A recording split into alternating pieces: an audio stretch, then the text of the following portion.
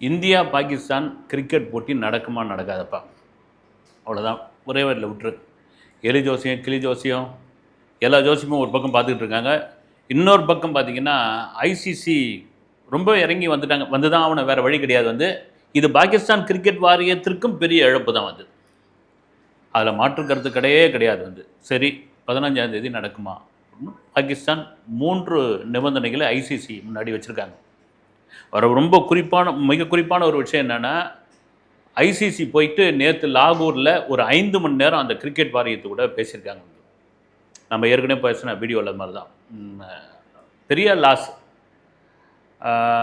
ஒட்டுமொத்த கிரிக்கெட் வருவாய் இருக்குல்ல, அதில் 60% இந்த இந்தியா பாகிஸ்தான் ஆடுற மேட்சினுடைய வருமானம் தான்.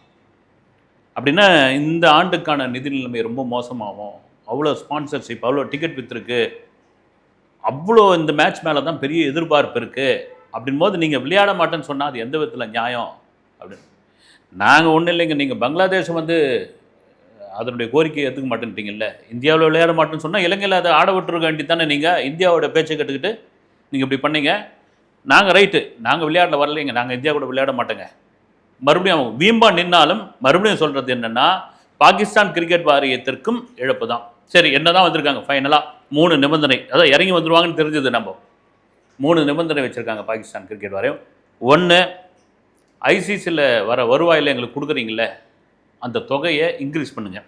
இது எங்களுக்கு பத்தலை, இதான் சான்ஸ், இதை விட்டால் வேறு என்ன, கேட்டு தான் ஆகணும். இல்லை, ஒரு பெரிய தொழிற்சங்கங்கள், தொழில் அமைப்புகள்லாம் போராடுறது, ஒரு ஃபேக்ட்ரியில் போராட்டம் நடக்குதுன்னு வச்சுங்க. அந்த முதலாளி இறங்கி வந்துடுறாரு, உற்பத்தி பாதிக்கப்படுது, நமக்கு நஷ்டம் அப்படின்னு தெரிஞ்சவொடனே இறங்கி வந்தவொடனே அந்த நேரம் தான் அடி, என்ன நம்ம கேட்கணுமோ கேட்குறான் அப்படின்ற மாதிரி.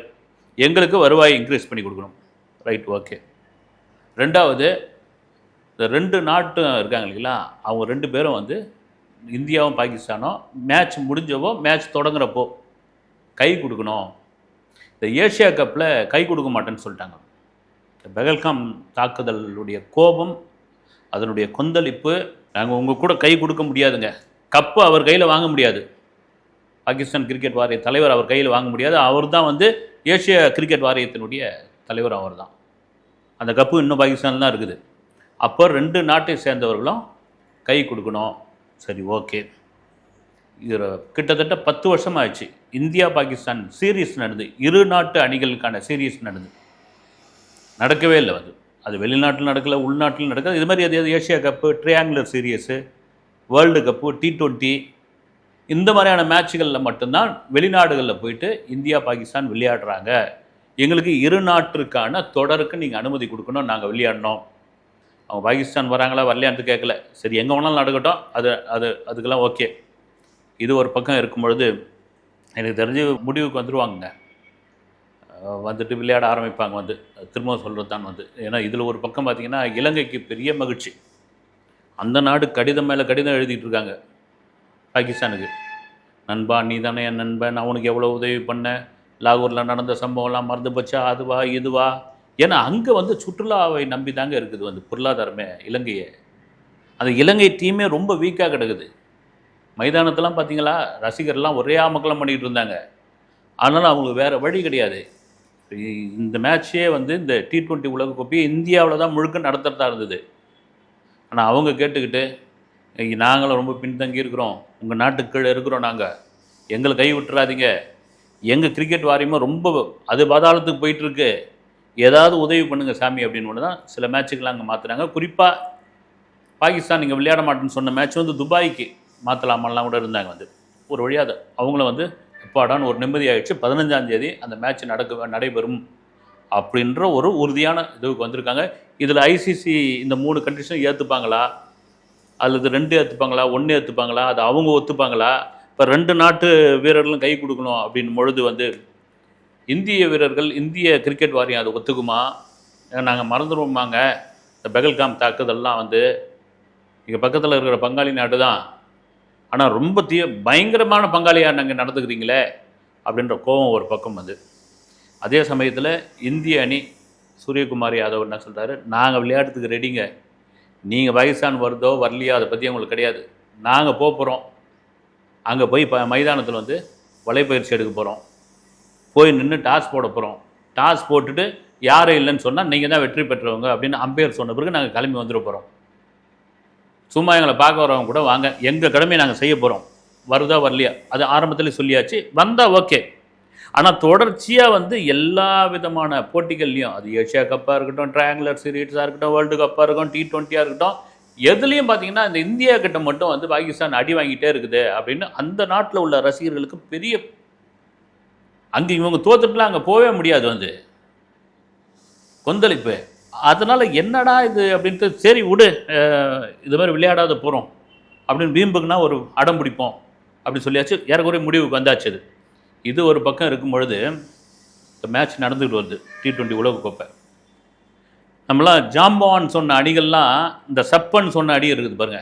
அதாவது இவரு பாப்பா அயர்லாந்தா, நேபாளா, நபீபியாவா இப்படின்னு சும்மா இவங்கெல்லாம், நீங்களாம் யாருங்க நீங்களாம் வந்து கற்றுக்குட்டிங்க காளையாங்குட்டிங்க அப்படின்னு சொல்லி நீங்கள் அண்டர் எஸ்டிமேட் பண்ணீங்க இல்லைங்களா. அந்த அணி பூரா வந்து இந்த ஜாம்பான் சொன்ன அணிகளுக்கெல்லாம் வந்து தண்ணி காட்டியிருக்குது. ஜெயிக்கல, தோற்றுருக்காங்க. ஆனால் சாதாரணமாக தோக்கலை, டஃப்பு கொடுத்து தோற்றுருக்காங்க. வாங்கடா ராஜுங்க, நீங்கள் அசால்ட்டாக என்கிட்ட விளையாடுறீங்கல்ல, நாங்கள் பாருங்கன்னு. நாங்கள் வந்து எப்போ ஒரு வேலைக்கு தான் கிரிக்கெட்டை வந்து பொழுதுபாக்காக விளையாடுறவங்க. நீங்கள் கிரிக்கெட்டே தொழிலாக வச்சுருக்கிறவங்க, கிரிக்கெட்டே சுவாசமாக வச்சுருக்கிறவங்க நீங்கள். அதுலேயும் முக்கியமாக கிரிக்கெட்டை கண்டுபிடித்த நாடு இங்கிலாந்து. சும்மா நம்ம நாட்டுக்கு மேலே இருக்கிற நாடு வந்து நேபாள். அந்த நேபாள் கிட்ட இங்கிலாந்து திணறல் இருக்கு பாருங்க. ஒரு வழியாக 4 ரனில் ஜெயிச்சுட்டு இங்கிலாந்து கேப்டன் ஓப்பனாகவே சொல்லிட்டார், இல்லை நாங்கள் ஏதோ கொஞ்சம் அசால்ட்டாக விளையாடிட்டோம், அதே சமயத்தில் எந்த அணியும் எடை போடக்கூடாது தவறுதலா, எந்த அணியை சின்ன அணி இது தம்மா துண்டு அப்படின்லாம் முடிவு பண்ணவே கூடாது. எங்களுக்கு ஒரு தண்ணியை காட்டாங்க, டப் கொடுத்துட்டாங்க.